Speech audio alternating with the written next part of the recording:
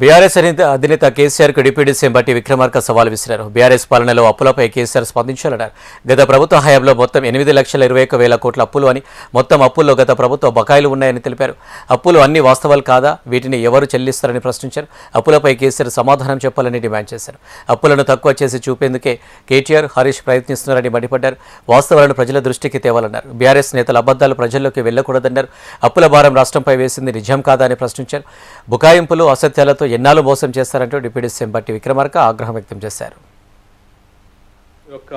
ప్రతిష్ట ఏమన్నా బయట రాష్ట్రాల్లో కానీ మిగతా ప్రాంతాల్లో కానీ తగ్గుతుంది అనేటువంటి ఆలోచనతో సాధ్యమైనంత వరకు ఆ వాస్తవాల్ని ఎక్కువగా మాట్లాడకుండా పాలన మీద దృష్టి సారించి వాటిని సరిచేసే వ్యవస్థలో ముందు పోతా ఉన్నాం.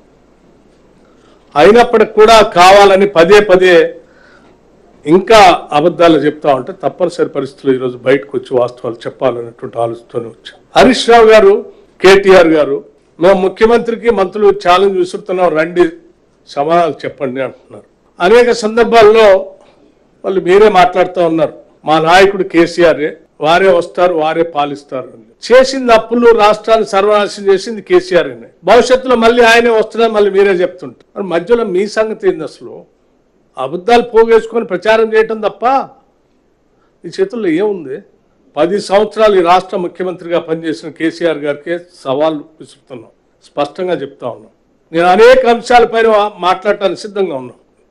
చేసిన అప్పులు వాస్తవం కాదా? ఈ రాష్ట్రాన్ని తాకట్టు పెట్టి ఈ రాష్ట్రం మీద భారం వేసిపోయింది వాస్తవం కాదా? 2,21,651 కోట్లు